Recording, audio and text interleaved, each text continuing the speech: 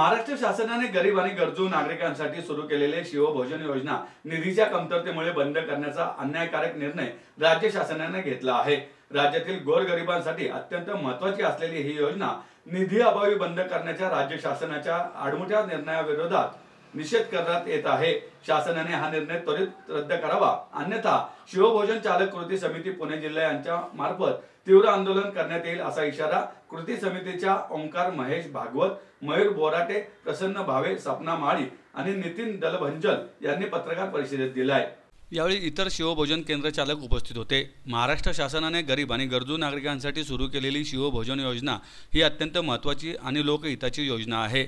या योजनेच्या माध्यमातून राज्यातील सुमारे 2 लाख नागरिकांना रोज केवळ 10 रुपयांमध्ये एक वेळचे जेवण मिळते। सध्या राज्यभरात 2000 केंद्रांवर ही योजना कार्यरत आहे।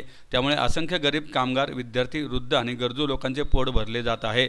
मात्र महाराष्ट्र शासनाने निधीच्या कमतरतेमुळे ही योजना बंद करण्याचा निर्णय घेतल्याचे समजत आहे। तथापि काही महत्त्वाच्या मुद्द्यांवर विचार केल्यास शिवभोजन योजना बंद करणे अन्यायकारक ठरणार असून शासनाने या आपल्या निर्णयाचा पुनर्विचार करणे आवश्यक आहे। कारण शिवभोजन योजनेसाठी लागणारा खर्च अत्यंत अत्यल्प असून या योजनेचा वार्षिक खर्च केवळ 268 कोटी रुपये इतका आहे। याउलट लाडकी बहीण योजनेसाठी येणारा खर्च हा वार्षिक 48,000 कोटी रुपये इतका प्रचंड आहे। याचा अर्थ असा की लाडकी बहीण योजनेसाठीच्या एका महिन्याच्या खर्चात पुढील 10 वर्षांसाठी शिवभोजन योजना चालू राहू शकते। तसेच शिवभोजन योजनेद्वारे जीएसटीच्या रूपात शासनाला महसूल प्राप्त होतो, तर लाडकी बहीण योजनेत जीएसटी मिळत नाही। हा मुद्दा देखील शासनाने गांभीर्याने लक्षात घेणे आवश्यक आहे। त्यामुळे शिवभोजन योजनेच्या माध्यमातून सरकारच्या तिजोरीतही काही प्रमाणात भर पडते, याकडे दुर्लक्ष करून चालणार नाही। तसेच शिवभोजन योजनेमुळे लाखो महिला भगिनींना रोजगार उपलब्ध झाला आहे।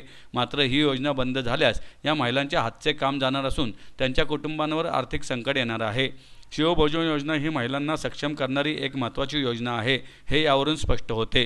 शिवभोजन योजना बंद करणे हा राज्यातील लाखो गरीब नागरिक आणि महिला भगिनींसाठी मोठा धक्का असून शासनाने हा निर्णय मागे न घेतल्यास राज्यातील लाखो गरीब बांधवांसाठी आणि कष्ट करून पोट भरणाऱ्या भगिनींच्या सक्षमीकरणासाठी तीव्र आंदोलन छेडण्यात येईल।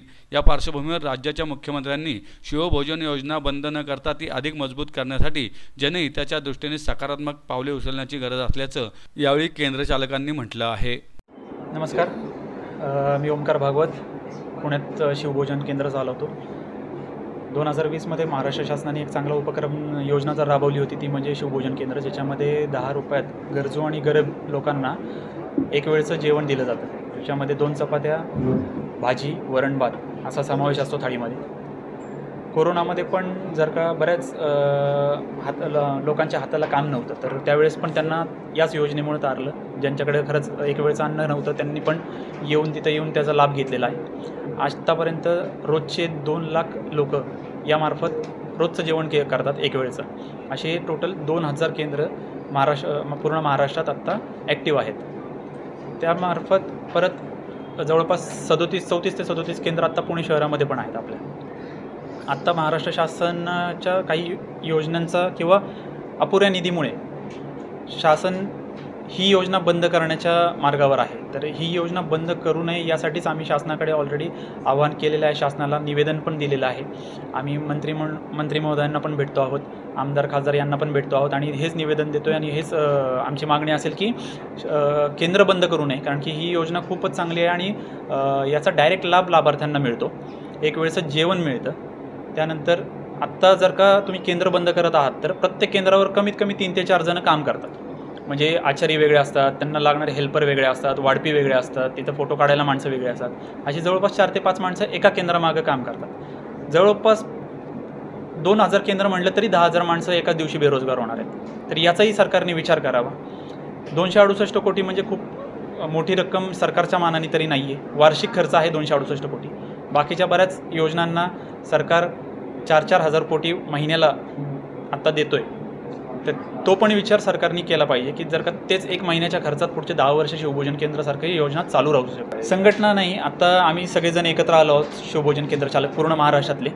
आम्ही गेल्या 8 दिवसांपासून प्रत्येकजण मंत्री महोदयांना भेटतो आहे, मुख्यमंत्र्यांना पण आम्ही भेटलो आहोत, उपमुख्यमंत्र्यांना पण भेटलेलो आहोत। जर का सरकारने हा निर्णय कायम ठेवला आणि बंद करण्याचा निर्णय घेतलाच, तर आम्ही सगळेजण महाराष्ट्रात 2000 शिवभोजन केंद्र चालक जाऊन मंत्रालयाबाहेर बसणार आहोत।